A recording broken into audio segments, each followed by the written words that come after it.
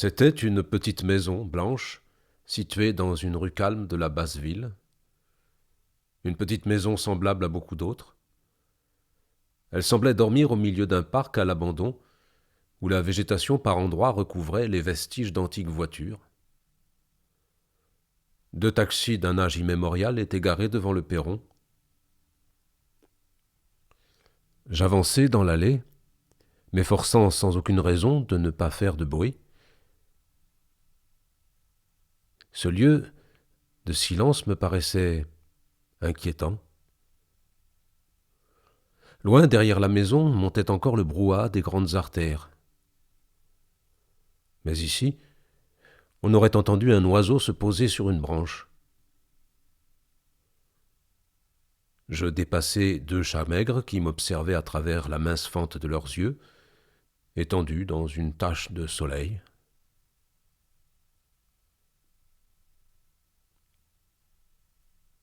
M'approchant davantage, j'aperçus, adossée contre un pilier de l'entrée, une jeune fille qui pouvait avoir 20 ans.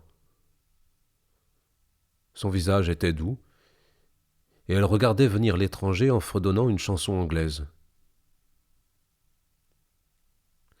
Au milieu des restes d'un repas posé sur un foulard indien se détachait une pipe à eau. « Je cherche J. » Elle paraissait ne pas avoir entendu et me fixait de son air absent. En faisant encore un pas vers elle, je l'observais plus attentivement. Ses cheveux étaient dépeignés et sales comme le jean qu'elle portait. Les manches de son corsage, froissées, tire-bouchonnaient. Elle avait l'air grave et désespérée. Ce que j'avais pris au premier abord pour du calme se révélait être de l'inquiétude. Je répétai ma question qui resta de nouveau sans réponse.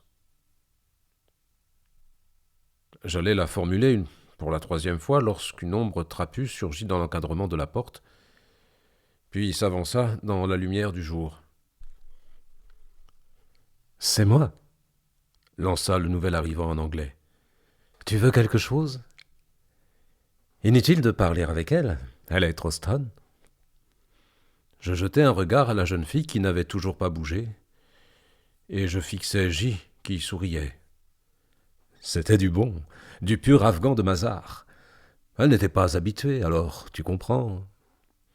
Sa voix était douce et mélodieuse. Il s'aidait pour parler de ses mains fines qui passaient et repassaient continuellement devant son visage enfantin. Il pouvait avoir 30 ans, mais tout son être dégageait une aura d'adolescence. Ses gestes étaient élégants et précis, apaisants, pensai-je. « Tu voulais me voir ? Tu veux acheter, man ? Tu veux goûter le bon shit ? Tu ne seras pas déçu, crois-moi. » À en juger par l'état de la jeune fille, endormie maintenant, il y avait en effet peu de chances que je sois déçu. « Je ne suis pas venu pour acheter. » Une sorte de malaise s'installa entre nous, et une ombre passa dans les yeux du marchand. « Écoute, man, je n'ai pas de temps à perdre avec des types qui ne savent pas ce qu'ils veulent. Je fais des commerces, moi. Et si tu crois que tu peux venir fumer gratuitement, tu es mal renseigné, compris ?» Il commençait à s'échauffer, et son anglais, tout à l'heure assez pur, glissait rapidement vers l'argot et devenait difficile à comprendre.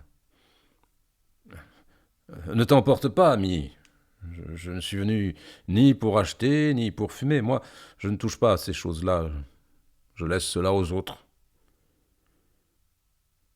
J'avais conscience de mentir et de trahir Blanche aussi, mais j'espérais que mon mensonge n'était pas trop visible. Devançant une nouvelle question, j'ajoutai « Je suis venu parce que j'ai un permis de conduire international. » L'anglais me regardait maintenant avec un intérêt nouveau.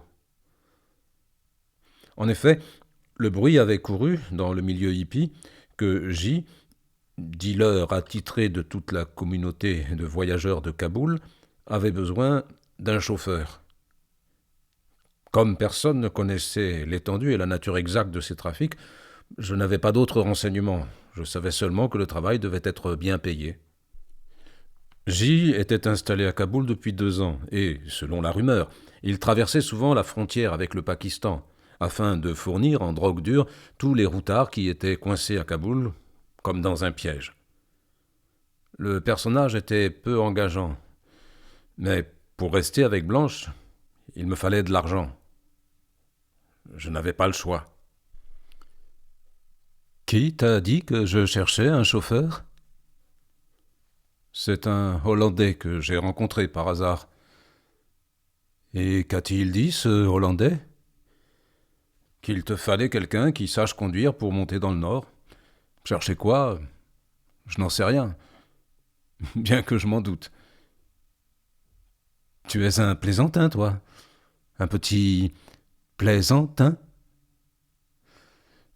Puis après un temps, ça t'intéresse de monter à Mazar ? Tu sais que ce n'est pas commode, surtout en hiver. Alors je lui racontai brièvement ma traversée des montagnes, en exagérant ma connaissance des lieux. Rapidement, je tentais de me fabriquer une légende pour impressionner l'Anglais. « Et tu es seul ?» Je fus pris au dépourvu par une question aussi directe, et j'hésitai avant de répondre.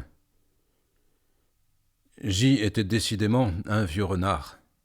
« Non, je ne suis pas seul. Il y a une jeune fille avec moi. » « Je n'ai besoin que d'un chauffeur. Personne d'autre. Tu peux comprendre ça ? » ?»«